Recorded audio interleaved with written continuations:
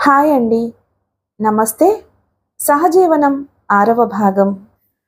2 వారాల అనంతరం వరమ్మగారు ఊరు నుంచి వస్తున్నట్టు టెలిగ్రామ్ వచ్చింది. 4 రోజుల క్రితం జ్యోత్స్న ఆవిడికి ఉత్తరం రాసింది. బామ్మ, నువ్వు కన్న కల ఫలించబోతుంది. నాకు నచ్చిన వరుడు దొరికాడు. అతను నీకు కూడా నచ్చుతాడు. నువ్వు వెంటనే బయలుదేరిరా.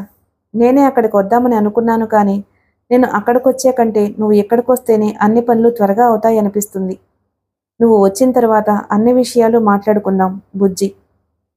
ఉత్తరం అందడమేమిటి, ఆ సాయంత్రమే వరమ్మగారు శివయ్యని తీసుకుని పలానా రైలుకి బయలుదేరి వస్తున్నట్టుగా టెలిగ్రామ్ రావడమేమిటి, అన్నీ వెంటనే జరిగిపోయాయి. ఈ 15 రోజుల్లో జ్యోత్స్న, శ్యామ్ సుందర్ మరింత సన్నిహితులయ్యారు. అతనికి చాలా పనున్నమాట నిజమే. ఆ పనుల్లోంచి ఎలాగో అలా తప్పించుకుని జ్యోత్స్న దగ్గరకు వచ్చేవాడు. ఇద్దరూ కలిసి కాఫీ తాగేవారు. ఏ హోటల్లోనో భోజనం చేసేవారు. ఒక్కో రోజున అతను పని ఒత్తిడి వల్ల వస్తాను అన్న వేళకి రాలేకపోయేవాడు. జ్యోత్స్న అతని కోసం ఎదురు చూస్తూ గడిపేది. అతడు వస్తూనే క్షమార్పణలు చెప్పేవాడు. జ్యోత్స్న అలక వహిస్తే ప్రసన్నం చేసుకునే వరకు తప్పించిపోయేవాడు. జ్యోత్స్న ముఖంలో చిరునవ్వు లేకపోతే అతని ప్రాణం గిలగిల్లాడిపోయేది. ఒకసారి ఇద్దరు ఫ్లవర్ ఎగ్జిబిషన్కి వెళ్ళాలి అని అనుకున్నారు.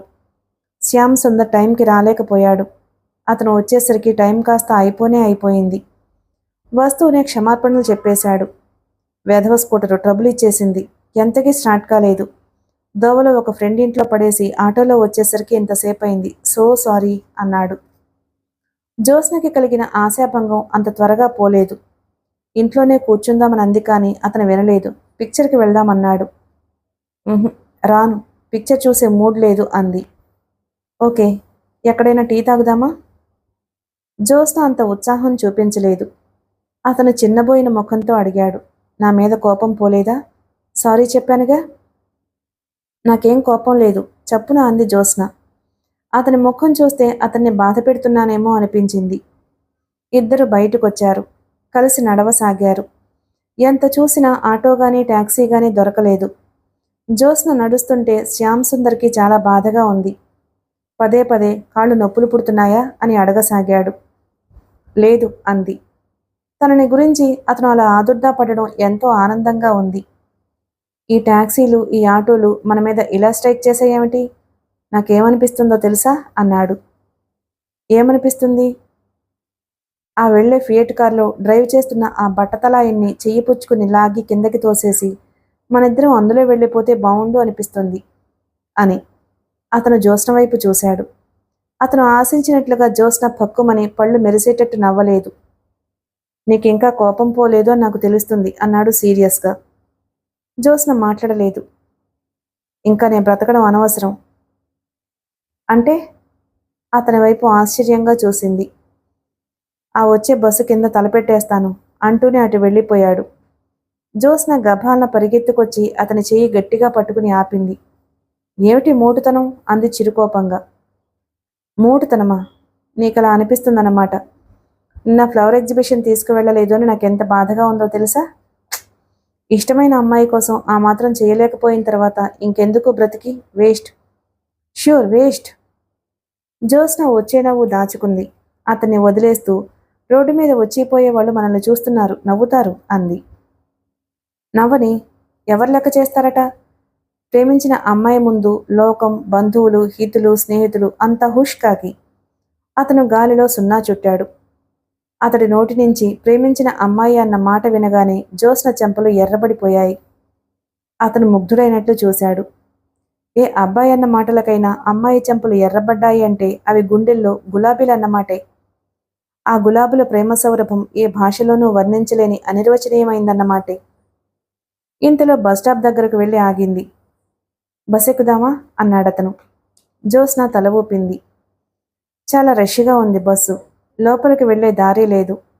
శ్యామ్ సుందర్ ఎంతో కష్టం మీద జ్యోత్స్నని ఎక్కించాడు. అతను ఎక్కబోతూ ఉండగా బస్సు కదిలింది. Stop stop! అతను కేక పెడుతూ పరిగెత్తుతూనే ఉన్నాడు. కండక్టర్ లోపల ఎక్కడో ఉన్నాడు. అతనికి వినిపించినట్టే లేదు. బస్సు స్పీడ్ అందుకుంటుంది. జ్యోత్స్న కమ్మీ పట్టుకుని వంగి అతనికి చెయ్యి అందించింది. అతను చెయ్యి పట్టుకున్నాడు. బస్సులో ఎక్కడానికి అతనికి పట్టు దొరకడం లేదు. బస్సులో మిగతా అందరూ వినోదం చూస్తున్నట్టుగా ఆనందిస్తున్నారు. శ్యామ్ సుందర్ అరిచాడు. జ్యోత్స్న ఉరికేయ్, దిగే లాభం లేదు, నాకు బస్సు అందదు. జ్యోత్స్న క్షణం సేపు తటపటాయించింది. పర్వాలేదు ఉరికేయ్ అన్నాడు. జ్యోత్స్న ఉరికేసింది. ఆ ఉరకడంలో పట్టుతప్పి పాదాలకు నేల అందక పడిపోయింది. శ్యామ్ సుందర్ పట్టుకున్నాడు. జ్యోత్స్న అతని చేతుల్లో ఒరిగిపోయింది. జ్యోత్స్నకి ఇంకా కళ్ళు తిరుగుతున్నట్లే ఉంది. అందరూ చూస్తున్నారని సిగ్గుగా ఉంది. అతని చెయ్యి వదిలించుకోబోయింది కానీ అతను వదలలేదు. అందరూ చూస్తున్నారు అంది అస్పష్టంగా. చూడని అన్నాడతను నిర్లక్ష్యంగా. జ్యోత్స్నని తీసుకువెళ్లి చిరుకురసం ఇప్పించాడు. జ్యోత్స్న తాగుతుంటే ఇది చాలా తియ్యగా ఉంది అంటూ తను తాగే గ్లాస్ ఇచ్చేశాడు. జ్యోత్స్న ఒక్క క్షణం ఆగింది. తటపటాయింపుగా చూసింది. ఇంతవరకు అతని ఎంగిలి తను ఎప్పుడూ తాగలేదు. అతను చెరుకురసం తాగుతూ జ్యోత్స్న వైపే పరీక్షగా చూస్తున్నాడు. అతని ముఖం చాలా సీరియస్గా ఉంది. జ్యోత్స్న మెల్లగా రసం తాగసాగింది. థ్యాంక్ యూ అస్పష్టంగా అన్నాడతను. ఎందుకు? నువ్వు నువ్వు తాగకపోతే నేను చూపే ఈ చనువుకి అర్థం లేదో నిశ్చయించుకున్నాను. ప్రేమ ఎప్పుడు వన్ వే ట్రాఫిక్ కాకూడదు. జ్యోత్స్న మాట్లాడలేదు. ఆ క్షణంలో శ్యామ్ సుందర్ ముఖం ఎంతవరకు ఎన్నడూ చూడనంత సీరియస్గా ఉండడం బాగా గమనిస్తోంది. ఆ రాత్రి ఇంటి దగ్గర శ్యామ్ సుందర్ దింపడానికి వచ్చినప్పుడు లోపల లైట్లున్నాయి. అంటే ఆశ వచ్చేసిందనమాట. అతను గుమ్మం బయటనే చెట్ల నీడలో గుడ్ నైట్ చెప్పేశాడు. వెళ్లే ముందు ఆగి అన్నాడు. జ్యోత్స్న, బామ్మకి ఉత్తరం రాయి. బామ్మకే? ఏమని? మన పెళ్లి గురించి. పెళ్లి గురించా? ఆశ్చర్యంగా చూసింది. అవును, అమ్మ వైజాగ్ సంబంధం ఖాయం చేయాలని మాటలు కదుపుతోంది. బామ్మని నువ్వు పిలిపిస్తే జోగారావు గారు కూడా ఈ ఊర్లోనే ఉన్నారు, పని త్వరగా అయిపోతుంది. జ్యోత్స్న బొమ్మల సమాధానం లేకుండా నిలబడ్డం చూసి అడిగాడు. ఏమిటి అలా చూస్తావు? పెళ్ళా? నేను దాని గురించి ఆలోచించనే లేదు. పెళ్లి గురించి ఆలోచించలేదా? ఏం మాట్లాడుతున్నావు? మనిద్దరం పెళ్లి గురించి నిర్ణయం తీసుకోకపోతే ఈ కలిసి తిరగడం అర్థం ఉందా? ఇలాంటి ఉద్దేశం మన ఇద్దరిలో ఎవరికి లేకపోయినా ఈ తిరుగుళ్ళు ఎంత అసహ్యమైన అర్థం ఇస్తాయో తెలుసా? అతని తీక్షణత్వానికి జ్యోత్స్న వెనక్కి తగ్గింది. ఓకే, నువ్వు ఆలోచించుకుని నాకు రేపు చెప్పు. నేను ఈరోజు నీ నోటి నుంచి చాలా కొత్త విషయం విన్నాను సుమా అనేసి మరో మాటకి అవకాశం ఇవ్వకుండా గిరుక్కున వెనక్కి తిరిగి వెళ్ళిపోయాడతను.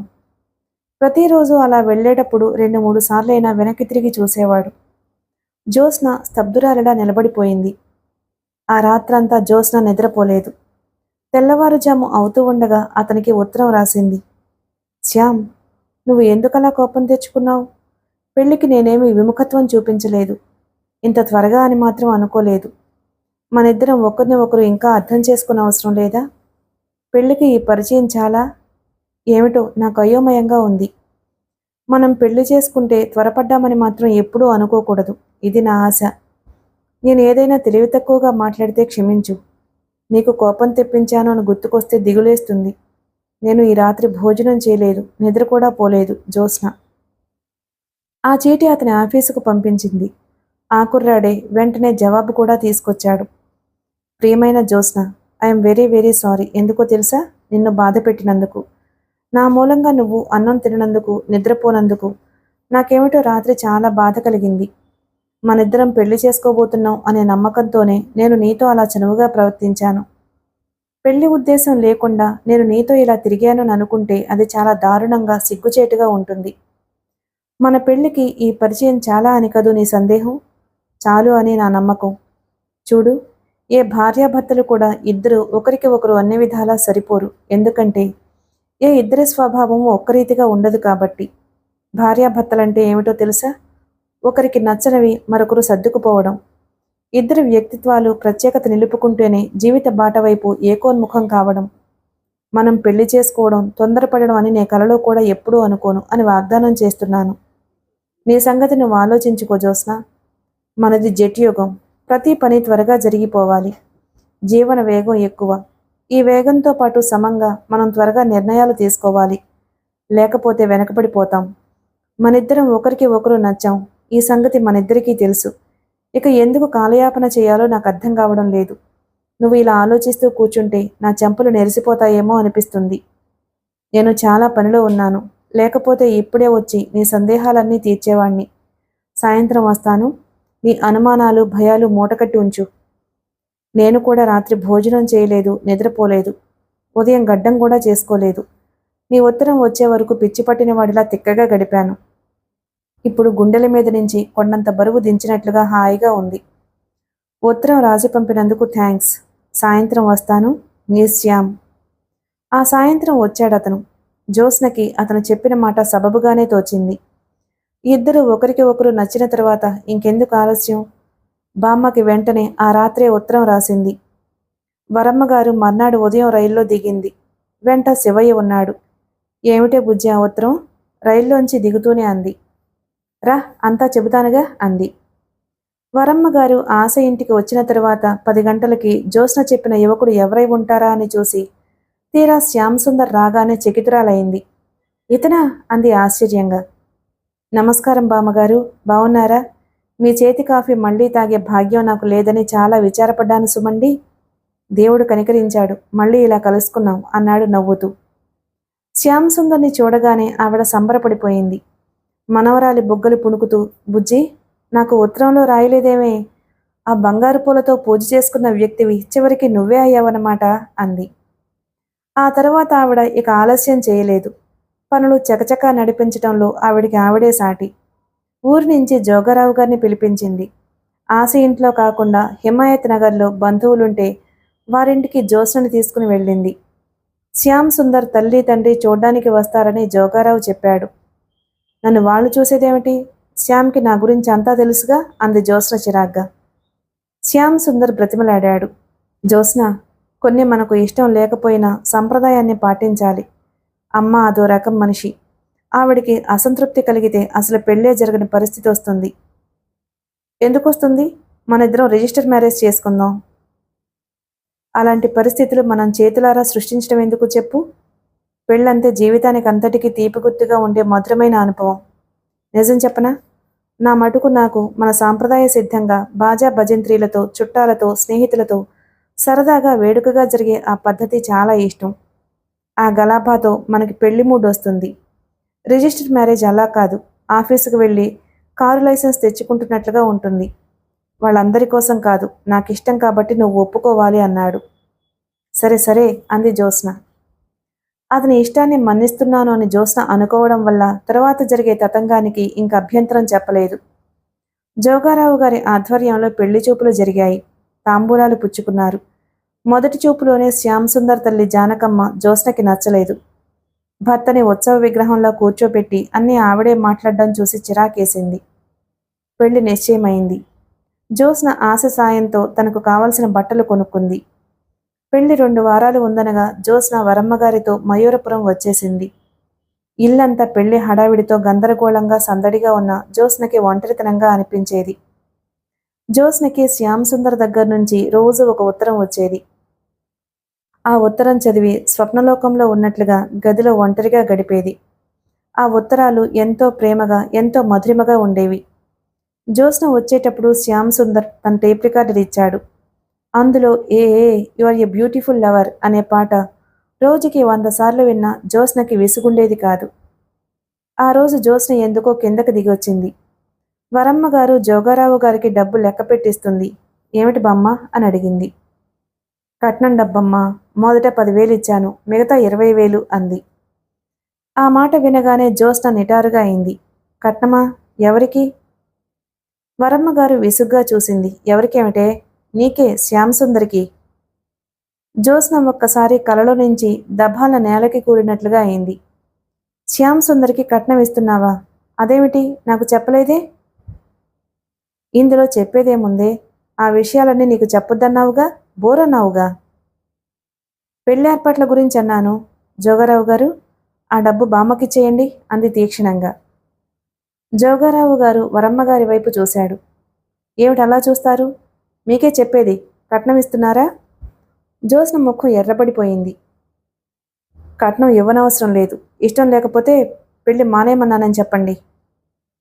ఏమిటే బుజ్జి ఆ మాటలు? నీకేమైనా మతిపోయిందా? జ్యోత్స్న ఆవిడ వైపు తిరిగింది. బామ్మ, ఇది నేను కోరుకున్న సంబంధం, నువ్వు చూసిన సంబంధం కాదు. కట్నం తీసుకుని పెళ్లి చేసుకుంటాడా ఆ పెద్ద మనిషి? నాకు చెప్పనే లేదు. నేను మొదటి నుంచి నీకు చెబుతూనే ఉన్నాను. నన్ను చూసి ఇష్టపడే వ్యక్తి కావాలి గాని నా డబ్బు చూసి కాదని. దయించి నువ్వేమీ మాట్లాడకు.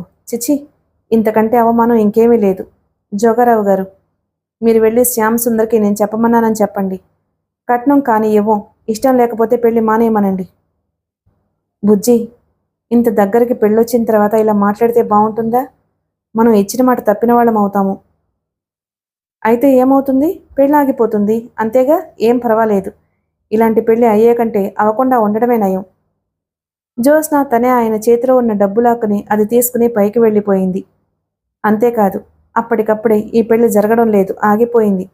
నువ్వు నన్ను చేసిన మోసం బయటపడింది అంటూ శ్యామ్ సుందర్కి టెలిగ్రామ్ ఇచ్చింది. మర్నాడు ఉదయానికల్లా శ్యామ్ సుందర్ వచ్చాడు. అతను వస్తూనే సరాసరి పైకి మేడ మీదకి వెళ్ళాడు. జ్యోత్స్న, ఏమిటి టెలిగ్రామ్? నీకేమైనా మతిపోయిందా అన్నాడు. జ్యోత్స్న ఆడపుల్లా చూసింది. నువ్వింత చీటని అనుకోలేదు. నువ్వు కట్నం తీసుకుంటున్నావా? నన్ను ప్రేమించానని ఎందుకు అబద్ధం చెప్పావు? నన్నెందుకు మోసం చేశావు? అతను అప్రతిభుడైనట్టు చూశాడు. ఇద్దరి మధ్య మాట పెరిగింది. కట్నం ఇచ్చిపుచ్చుకోవడానికి మాటలు జరిగాయి. తల్లి చెప్పింది. అదంతా జ్యోత్స్నకి తెలుసనుకున్నాడతను. నాకు తెలీదు. తెలిస్తే నేను చచ్చినా ఈ పెళ్లికి ఒప్పుకునేదాన్ని కాదు. నీకు సిగ్గులేదు? ప్రేమించిన అమ్మాయిని పెళ్లి చేసుకోవడానికి కట్నం అడుగుతావా? అతని ముఖం కందగడ్డలా అయింది. ఆ అవమానాన్ని అతను దిగమింగాడు. ఓకే బామ్మ, నా వల్ల పొరపాటు జరిగింది. కట్నం అక్కర్లేదు, సరేనా?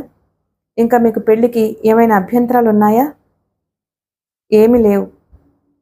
అతను జ్యోత్స్న దగ్గరకు వచ్చి భుజాల మీద చేయి వేసి దగ్గరకు తీసుకున్నాడు. అబ్బా, ఆ టెలిగ్రామ్తో నన్ను హడలుగొట్టి చంపేశావు కదా. నువ్వు నన్ను మోసం చేశావు అని ఇచ్చావు. అది చూడగానే నా మతి పోయింది. నేను ఏం మోసం చేశానా అనుకున్నాను. అసలు అదేమిటో తెలుసుకోవాలనే ఇలా వచ్చాను. అది మోసం కాదా? కానే కాదు. అదిగో. ఓకే సరే, నీకు తెలియలేదు కాబట్టి అది మోసమే. అది సరిచేస్తున్నాను, సరేనా? కాస్త కాఫీ ఇస్తావా? జ్యోత్స్న అతని వైపు చూసింది. కళ్ళ నిండా గిర్రున నీళ్లు తిరిగాయి. చప్పున అతని దగ్గరకొచ్చి గుండెల్లో ముఖం దాచుకుంది. నాకు చచ్చిపోవాలి అన్నంత బాధేసింది ఈ పెళ్ళి ఆగిపోతే. నేను మామూలుగా బ్రతకగలను అనుకున్నావా అంది. అతను కరిగిపోయాడు. అతని కంఠంలో ఏదో అడ్డుపడ్డట్టే అయింది. అతని చెయ్యి జ్యోత్స్న తల మీద పడింది. జుట్టుని నలుపుతూ అన్నాడు. అంత పెద్ద మాటలు ఎందుకంటావు? చూడు, నీకు ఆవేశం పాలు కాస్త ఎక్కువ అని తెలిసింది. నేను ఇక ముందు జాగ్రత్తగా ఉంటాను, సరేనా అన్నాడు. నాకు కొన్ని నమ్మకాలున్నాయి. వాటికి దెబ్బ తగిలితే చాలా బాధ అనిపిస్తుంది. మరి నీ నమ్మకాలని జాగ్రత్తగా గాజు వస్తువుల్లా కాపాడే బాధ్యత నాది, సరేనా? అతను వాగ్దానం చేశాడు. ఆఖరి నిమిషంలో కట్నం ఇవ్వరు అంటే మీ అమ్మ ఏమంటారు? గొడవ జరగదా? నా బాధేదో నేను పడతానుగా, అదంతా నీకెందుకు? మీ బామ్మ కట్నం ఇవ్వకూడదు, అంతేగా. పెళ్ళైతే ఇదంతా మనదేగా. వద్దులే, పొరపాటుగా కూడా అలా అనుకోను. నేను నీ కోసమే నిన్ను పెళ్లి చేసుకుంటున్నాను, నీ డబ్బు చూసి కాదు, సరేనా? జ్యోత్స్న తడికళ్ళు ఆనందంతో మెరిశాయి. నువ్వలా అనుకుంటే నా అంత అదృష్టవంతురాలు లేదనుకుంటాను. అరగంట తరువాత ఇద్దరూ కిందకొచ్చారు. జ్యోత్స్న ముఖం ఎప్పటిలా ప్రసన్నంగా ఉండడం చూసి వరమ్మగారి గుండెలు తేలికపడ్డాయి. శ్యామ్ సుందర్ అన్నాడు. బామ్మగారు, మీరు కాని కట్నం ఇవ్వడం లేదు. ఈ పెళ్లి మామూలుగా జరుగుతుంది, ఆ ఏర్పాట్లు చేయండి. ఆవిడ జ్యోత్స్న వైపు చూసింది. జ్యోత్స్న మాట్లాడలేదు. శ్యామ్ సుందర్ వెళ్ళిపోయాడు. ఆ ఇంట్లో మళ్ళీ ఆనందోత్సాహాలు పుంజుకున్నాయి. వరమ్మగారు జోగారావు గారిని పిలిచి అంది. కట్నం ఇస్తానని అన్నాను. నేను మాటంటే తప్పే మనిషిని కాదు. ఆ డబ్బు ఇంకో రూపంలో ముట్ట చెప్పాలి, చూడండి అది అంది. జోగారావు గారు ఆలోచించారు. అబ్బాయికి డ్రైవింగ్ వచ్చు, కారు ఒకటి కొని పెళ్లి కానుకగా ఇవ్వండి అన్నాడు. సరే, ఆ ప్రయత్నం ఏదో మీరే చేయండి. చూడండి, జ్యోత్స్నకి ఇది ఏమాత్రం తెలియనీయకండి అంది. ఆవిడికి శ్యామ్ సుందర్ అంటే ఎంతో అభిమానం ఏర్పడింది. అతను ఒప్పుకున్న తల్లిదండ్రులు ఏం పేచీ పెడతారో అని భయపడింది. వాళ్ళు చిత్రంగా ఏమీ అనలేదు. పాపం, అతను ఏం నచ్చ చెప్పుకున్నాడో ఏమిటో. జ్యోత్స్న మొండితనం మీద ఆవిడికి మొదటిసారిగా చిరాకు కలిగింది. అనుకున్న లగ్నానికి జ్యోత్స్న శ్యామ్ సుందర్ల వివాహం అతి వైభవంగా ఎంతో వేడుకగా జరిగిపోయింది. వధూవరులు ఇద్దరు రతిమన్మధుల్లా ఉన్నారన్నారు. ఈడు జోడు చూడముచ్చటైన జంట ఇంతవరకు మేం చూడలేదనుకున్నారు. ఆ వేడుకలు, బాజా భజంత్రీలు, పూల జడ, పన్నీరు, తలంబ్రాలు జ్యోత్స్నకి ఏదో లోకంలోకి తీసుకువెళ్ళినట్లుగా అయింది. శ్యామ్ సుందర్ చెప్పిన మాటలు ఎంత నిజం! ఈ వేడుక, ఈ సంబరం పెళ్లిని ఒక తియ్యటి గుర్తుగా జీవితంలో మిగిల్చేస్తుంది. పెళ్లికి జ్యోత్స్న స్నేహితురాళ్ళందరూ వచ్చారు. పెత్తనం అంతా సరితది, ఆశది. ఆశ జ్యోత్స్నని బొమ్మలా అలంకరించింది. ఏమిటే ఈ వేషం అంతా అని మొదట విసుక్కున్న శ్యామ్ సుందర్ కళ్లలో ప్రశంసని చూడగానే జ్యోత్స్నకి ఆనందంగానే అనిపించింది. శాంత కూడా వచ్చింది. కానీ శాంత మునపట్లా లేదు. ఏదో దిగులుగా, భారంగా ఉంది. సరిత ఫారిన్ వెళ్ళబోతుంది. వీసా కూడా వచ్చిందట. శ్యామ్ సుందర్కి జ్యోత్స్న స్నేహిత బృందం ఎంతో నచ్చింది. అతన్ని చూసి అతనితో మాట్లాడి వచ్చిన తర్వాత సరిత జ్యోత్స్న చెయ్యి నొక్కుతూ అంది, బ్యూటిఫుల్ సెలెక్షన్, కంగ్రాచులేషన్స్. మాకేమనిపిస్తుందో తెలుసా? ఇప్పుడు మాకు ఒక సమర్థుడైన వ్యక్తి అండ ఉంది సుమా అనే ధైర్యం వచ్చేసింది. నీ స్నేహితురాళ్ళమని మమ్మల్ని ఎంత గౌరవిస్తున్నాడో తెలుసా? పెళ్ళనేది చేసుకుంటే ఇలాంటి వ్యక్తినే చేసుకోవాలి, లేకపోతే ఆజన్మ బ్రహ్మచారిణిగా ఉండిపోవాలి అంది. అలాగైతే 1,000,000 మందిలో ఒక్క పిల్లకే పెళ్ళవుతుంది. జ్యోత్స్న లాంటి అదృష్టవంతులు ఎంతమంది ఉంటారేమిటి అంది ఆశ. అది నిజమని నేను ఒప్పుకుంటాను అంది శాంత. భోజనాలు చేసి కూర్చున్నప్పుడు సరిత జ్యోత్స్నకి చెప్పింది. శాంతకి పెళ్ళైన తరువాత అస్సలు సంతోషంగా లేదట. బావగారిని చూస్తే అక్క గుర్తుకొస్తుందట. అతను భర్తగానే అనిపించడట. అతనేమో భర్తగా అన్ని అధికారాలు చెలాయిస్తాడట. నేనప్పుడే చెప్పానా అది సుఖపడదని నిట్టూరుస్తూ అంది జ్యోత్స్న. పెళ్ళవగానే వధూవరులిద్దరూ వరమ్మగారికి నమస్కరించడానికి వచ్చారు. జ్యోత్స్న బామ్మకాళ్లకు నమస్కరిస్తుంటే ఆవిడ అమాంతం లేవదీసి గట్టిగా కౌగలించుకుంది. జ్యోత్స్న చేతులు శ్యామ్ సుందర్ చేతుల్లో పెడుతూ, ఇక భగవంతుడు నన్ను ఎప్పుడు పిలిచినా పర్వాలేదయ్యా, ఈ క్షణం చూసే భాగ్యం నాకు దక్కుతుందా అనిపించేది అంటూ ఉండగానే ఆవిడ కళ్ళ నుంచి జలజల నీళ్లు రాలాయి. ఆవిడ ముఖం చూడగానే శ్యామ్ సుందర్ మనసు ద్రవించిపోయింది. జ్యోత్స్న చేతిని తీసుకుని ఆ చేతితో పాటు తన చేతిని కూడా బామ్మగారి చేతిలో ఉంచుతూ, బామ్మగారు, ఈ రోజు నుంచి మీకు ఒక మనవరాలే కాదు, మనవడు కూడా ఉన్నాడనుకోండి. జ్యోత్స్న మీకు కుడి భుజం అయితే నేను ఎడం భుజం అనుకోండి అన్నాడు. దేవుడు నిన్ను 1000 ఏళ్లు చల్లగా చూడాలి అంది. దూరం నుంచి చూస్తున్న జానకమ్మ కొడుకు మాటలు విని కనుబొమ్మలు ముడిచింది. 3 ముళ్ళు పడి 3 నిమిషాలు అయ్యాయో లేదో అప్పుడే వాళ్లతో ఎంత ఆత్మీయంగా మాట్లాడుతున్నాడు. ఈ మగపిల్లలే అంత అనుకుంది లోపల. పైకి మాత్రం ప్రసన్నంగా, ఒరే శ్యాము, ఇలా రా నాన్నా, ఇదిగో ఈయన మనకి బంధువు అంటూ పిలిచింది. శ్యామ్ సుందర్ అటు వెళ్ళాడు. జ్యోత్స్న అతని వెంటే నడిచింది. పూలజడ భారంతో, పసుపు బట్టలతో అతని చిటికెన వేలు పట్టుకుని నడుస్తుంటే జ్యోత్స్నకి జీవితం ఎంతో మధురంగా అనిపించసాగింది.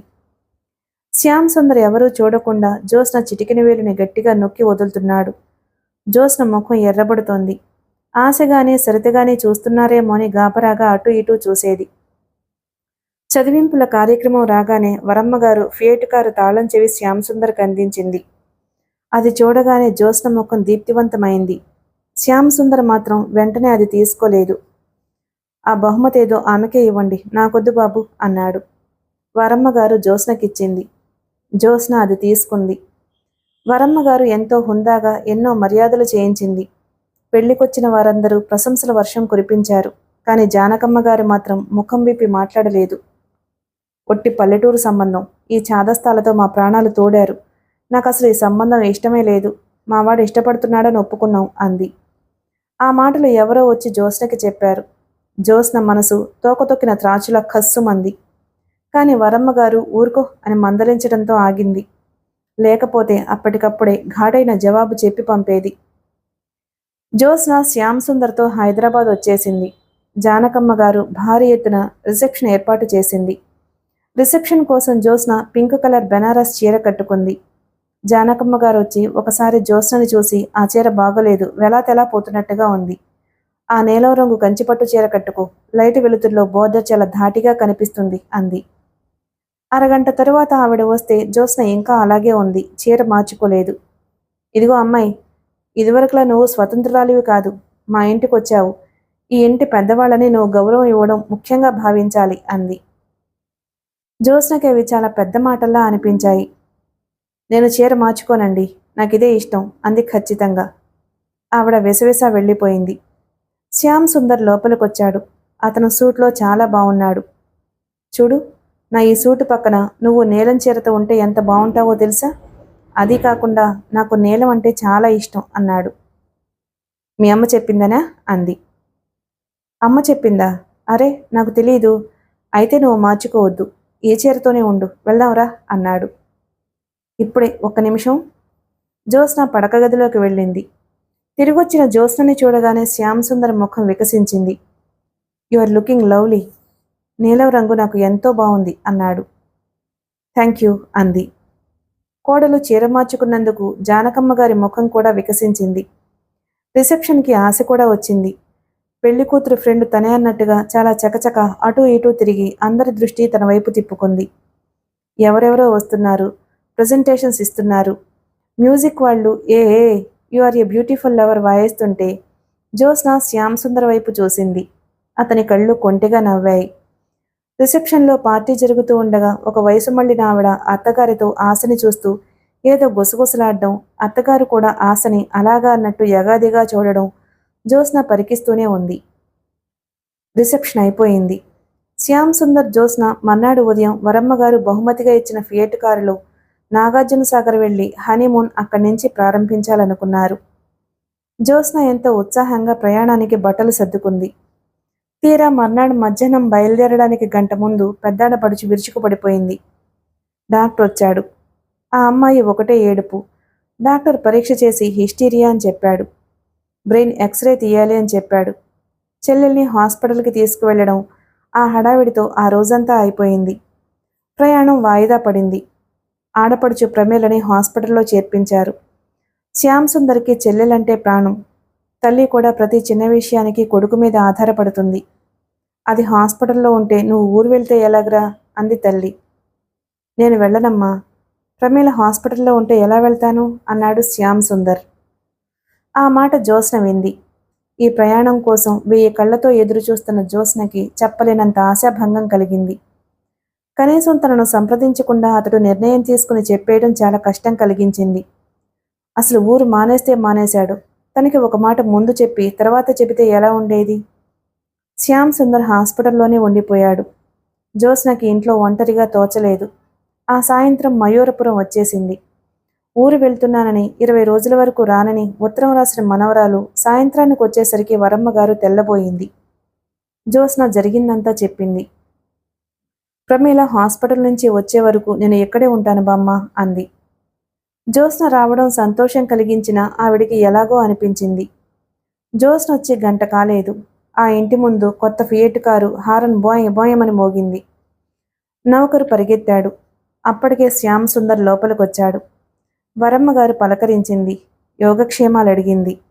ఆవిడతో మాట్లాడి అతను పైకి వెళ్ళాడు. కారు హారను జ్యోత్స్న వింది. కింద శ్యామ్ సుందర్ కంఠం కూడా వినిపిస్తుంది. అయినా జ్యోత్స్న కిందకి రాలేదు. గదిలో మోగగా నిలబడింది. అతను పైకొచ్చాడు. ఒక క్షణం ఇద్దరు ఒకరినొకరు చూపులతోనే పరిశీలించుకున్నారు. ఎందుకిలా వచ్చేశావు అన్నాడు. నాకక్కడ తోచలేదు ముఖం తిప్పుకుంటూ అంది. తోచకపోతే ఇలా వచ్చేయడమేనా? కనీసం నాకు చెప్పనవసరం లేదా? నువ్వు అన్నీ నాకు చెప్పే చేస్తున్నావా? తిరిగి చూస్తూ అంది. అంటే? జ్యోత్స్న జవాబు చెప్పలేదు. అతను దగ్గరకొచ్చాడు. నీ కోపం ఎందుకో నాకు తెలుసు. మన ఊరు ప్రయాణం జరగలేదని కదూ? జ్యోత్స్న ప్లీజ్, నువ్వు నన్ను అర్థం చేసుకోకపోతే ఎలా? ప్రమేలకి సుస్థి చేసింది. అమ్మ ఆదుర్దాగా ఉంది. నేను వాళ్ళని వదిలి ఎలా రాగలను? ఒకవేళ వచ్చినా నేను నిశ్చింతగా ఉండగలనా? చెప్పు. ప్రయాణం మానుకున్నందుకు నాకేమీ బాధలేదు కానీ నువ్వు మాట మాత్రమైనా నాకు ముందు చెప్పలేదు. ప్రయాణం మానేద్దామని నాకు నచ్చచెప్పి తర్వాత వాళ్లకు చెప్పినట్టయితే నాకు బాధుండేది కాదు. ఓ అదా? అతనొచ్చి జ్యోత్స్నని దగ్గరకు తీసుకోబోయాడు. Sorry, very sorry. జ్యోత్స్న అతన్ని తోసేసింది. నీ క్షమార్పణలు నాకేమీ అవసరం లేదు. నువ్వు నా సంగతి ఆలోచించలేదు. ఈ ప్రయాణం గురించి నేను ఎంత ఊహించుకున్నాను. ఇది మన పెళ్ళైన మొదటి అనుభవం. ప్రమీలకి సుస్థి చేస్తే మీ అమ్మ నాన్న లేరా? వాళ్ళు లేకపోతే నువ్వు ఉండిపోవడం న్యాయం. నువ్వు ఆ సుస్థి సంగతి గురించి ఎక్కువ ఆలోచించావు గాని ఈ ప్రయాణం ఆపుకోవడం నాకు ఎంత ఆశాభంగం కలిగిస్తుందో ఆలోచించలేదు. నా జీవితంలో మొట్టమొదట అపురూపమైన అనుభూతిని నేను పొందలేకపోయాను. మై గాడ్, నేను అంత ఆలోచించనే లేదు. మనిద్దరం భార్యాభర్తలం అయ్యాము. ఇక జీవితకాలం అంతా మనదే కదా అనుకున్నాను. ఊరు వెళ్ళడం పూర్తిగా మానేయలేదు కదా, కాస్త వాయిదా పడింది అంతే. ఇక వెళ్ళినా వెళ్ళకపోయినా ఒకటే. జ్యోత్స్న ప్లీజ్ అలా అనకు. వెళ్ళలేదని నాకు మాత్రం బాధ లేదనుకుంటున్నావా? నువ్వు పైకి చెబుతున్నావు, నేను చెప్పలేదు అంతే. సారీ జ్యోత్స్న, సారీ అంటున్నానుగా. ఈసారి అతను జ్యోత్స్న విదిలింపులు లక్ష్యపెట్టలేదు. బలంగా లాక్కుని దగ్గరకు తీసుకున్నాడు. కొద్దిసేపు పెనుగులాడిన జ్యోత్స్న తరువాత లొంగిపోయింది. ఆ రాత్రి అతను జ్యోత్స్నని తీసుకువెళ్తానోనంటే వరమ్మగారు వినలేదు. శుక్రవారం కాబట్టి పిల్లను పంపనంది. శ్యామ్ సుందర్ తప్పనిసరిగా అక్కడ ఉండిపోవలసి వచ్చింది. ఆ రాత్రి జ్యోత్స్నని దగ్గరకు లాక్కుని పక్కన టేబుల్ మీద ఉన్న టేప్ ఆన్ చేశాడు. ప్రేమయాత్రకై బృందావనము నందనవనము ఏలను, ప్రేమించిన సతి చెంతనుండగా అంటూ పాటొచ్చింది. జ్యోత్స్న కినుకుగా చూసి టేప్ ఆఫ్ చేసింది. వాళ్ళ ముఖం, వాళ్ళకేం తెలుసు ప్రేమించిన అతనితో ఊళ్ళు తిరిగే ఆనందం అంది. జ్యోత్స్న, నేను చెప్పనా? ఆ ఊళ్ళు చాలా బావుంటాయేమో గాని ఈ గదంత అద్భుతంగా మాత్రం ఉండవని ఖచ్చితంగా చెప్పగలను. ఆ వెన్నెలు చూడు, ఆ కొబ్బరాకుల తళతళ చూడు, ఎంతో బ్యూటిఫుల్గా ఉంది కదూ. నువ్వు ఇలా అలిగి రావడమే బావుందనిపిస్తుంది. ఈ నిశ్శబ్దం నాకేమిటో చాలా హాయిగా ఉంది. జ్యోత్స్నని మీదకు లాక్కుంటూ అన్నాడతను. మిగిలిన కథ తరువాయి భాగంలో విందాం. Please like and subscribe my channel. Thank you.